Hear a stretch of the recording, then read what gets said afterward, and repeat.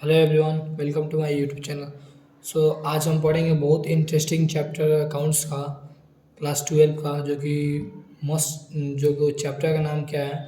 Chapter name है issue of share, मतलब अंशों का निर्गमन। ठीक है, तो अंशों का निर्गमन है। सबसे पहले हम देखते हैं व्हाट इज कंपनी। अंशों का निर्गमन आया है तो आपके मन में एक सवाल आया होगा कि ये शेयर जो है कौन इशू करता है। ठीक है ना, तो हम बता दें कि शेयर इशू करता है कंपनी। कौन करता है? यहाँ पे कंपनी इशू करता है शेयर। ठीक है, तो आप तो ये भी आपके दिमाग में एक आ रहा होगा बात कि कंपनी भी होती क्या है। तो आइए इस वीडियो में हम कंपनी क्या होती है और कंपनी शेयर इशू करती है कैसे करती है हम दिखाते हैं आपको। ठीक है, आइए। तो कंपनी क्या होता है? कंपनी क्या है? तो कंपनी जो है, कंपनी क्या है? Company is an artificial person है which created by law having separate entity perpetual succession with common seal is called company। आपको ये समझ में नहीं आया होगा डेफिनेशन क्या होता है कंपनी। हम बताएं कंपनी क्या होता है। कंपनी क्या है? एक आर्टिफिशियल पर्सन है, मतलब कि आर्टिफिशियल पर्सन है, मतलब कि एक कृत्रिम व्यक्ति है जिसे हमने बनाया है। ये देखिए पेन क्या है? पेन को भगवान ने नहीं बनाया, लेकिन हमने बनाया ना। पेन को कौन बनाया? हम इंसान ने बनाया है। तो पेन क्या आर्टिफिशियल हो गया ना। ठीक है, तो artificial person which created by law, law के द्वारा है। देख, लॉ के द्वारा बनाया गया है। ठीक है ना, यानी कि ह्यूमन बीइंग तो बनाया है लेकिन लॉ के द्वारा बनाया गया है। ठीक है, हैविंग सेपरेट एंटिटी, एक मतलब इसका पृथक अस्तित्व होता है, मतलब कि लॉ की नज़र में इसको अलग ढंग से ट्रीट किया जाता है। ठीक है, जैसे हम ह्यूमन बीइंग को ट्रीट किया जाता है लॉ की नज़र में। ठीक है, वैसा ही कंपनी को भी एक अलग तरीके से ट्रीट किया जाता है लॉ की नज़र में। ठीक है ना। परपेचुअल सक्सेशन का मतलब क्या होता है? परपेचुअल सक्सेशन का मतलब ये होता है कि मतलब कंपनी के अंदर कोई भी बंदा आए जाए, या आए जाए, कुछ कुछ भी मतलब नहीं पड़ता है कंपनी के ऊपर। ठीक है, मेंबर्स में भी कम, मेंबर्स में भी go, but company goes forever, मतलब कंपनी ज्यों का त्यों रहेगी, लेकिन कंपनी में कोई प्रभाव नहीं पड़ेगी। क्यों नहीं पड़ेगी? क्योंकि कंपनी क्या है? एक आर्टिफिशियल पर्सन है, इसलिए उसके ऊपर कोई प्रभाव नहीं पड़ेगी। ठीक है ना। विथ कॉमन सेल, ठप्पा मोहर, ठप्पा मोहर। आप जाते होंगे कहीं भी बैंक में या कहीं भी, तो क्या बैंक अपना साइन करता है क्या? नहीं करता है ना। चाहे कंपनी अपना साइन करे, क्यों नहीं करे? क्योंकि वो अपने आर्टिफिशियल पर्सन, एक क्या है? आर्टिफिशियल पर्सन जिसको हमने बनाया है। तो जो मोहर रहता है वही कंपनी का साइन रहता है, वही कंपनी। आशा करते हैं कि आपको ये मेरा जो कंपनी के डिफिनीशन है बहुत अच्छा तरह समझ में नहीं आया होगा। नहीं आया होगा तो जरूर कमेंट करें। ठीक है, कमेंट जरूर करें।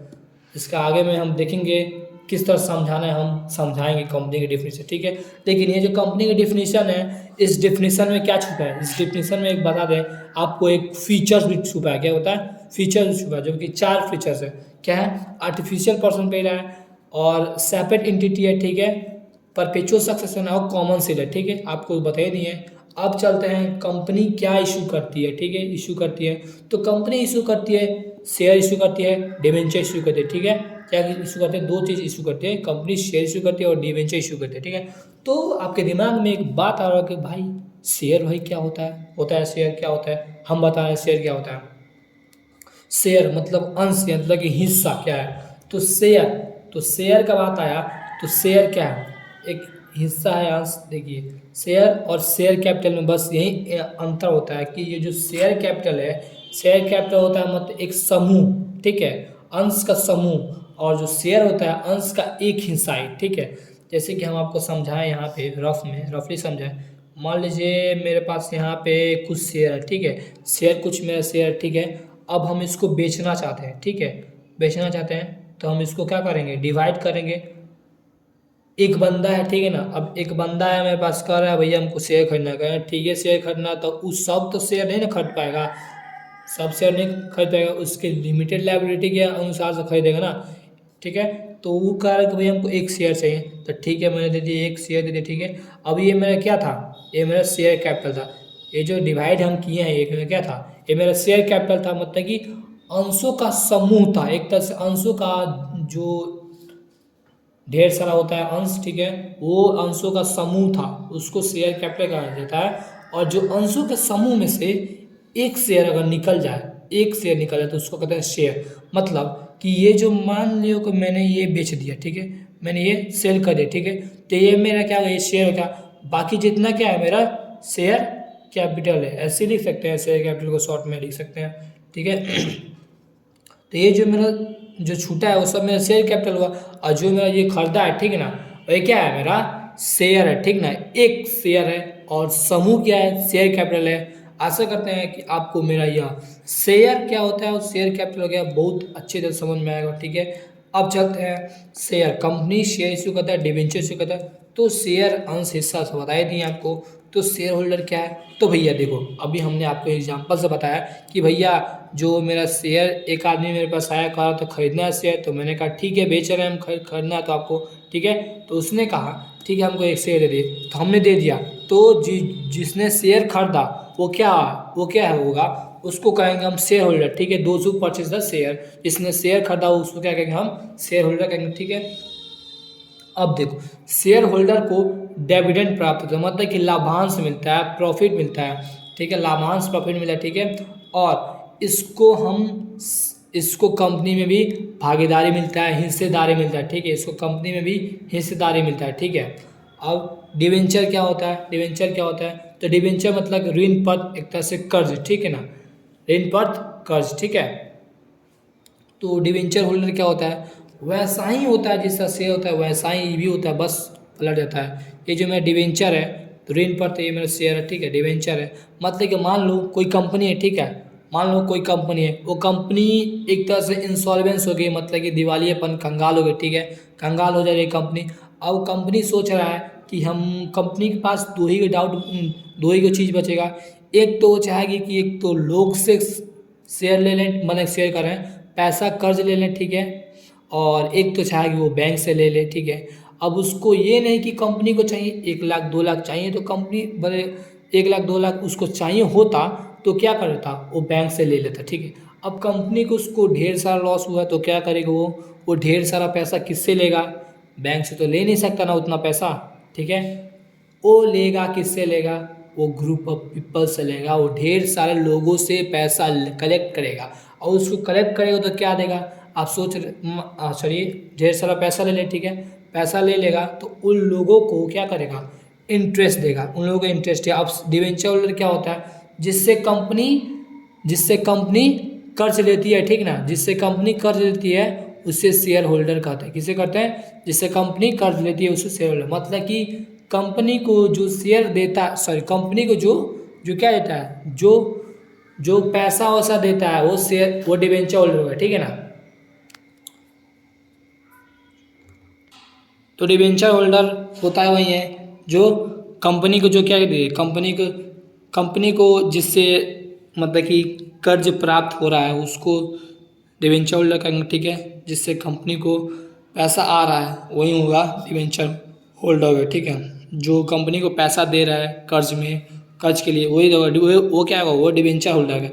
अब इंटरेस्ट मतलब कि जो कंपनी जो है वो कंपनी किसी से पैसा लिया होगा, पैसा लिया ग्रुप पर्सन से, वो क्या होगा, वो तो एक प्रूफ देगा उसको, किसको देगा प्रूफ, एक मतलब कि एक बंदे को, मतलब कि ढेर सारे लोगों से पैसा ले लिया उसने, लेकिन बंदे को क्या देगा, बंदे को देगा कि हाँ एज अ सर्टिफिकेट देगा, एज अ प्रूफ देगा उसको कि हाँ कि ये लो भैया कि हमने आपसे कर्ज लिया था कभी, ठीक है ना, उसका ये प्रमाण पत्र ले लो, ठीक है, मतलब कि सर्टिफिकेट ले लो, ठीक है, कि मतलब कि इससे हमें याद रहेगा कि हमने आपसे पैसा लिया था।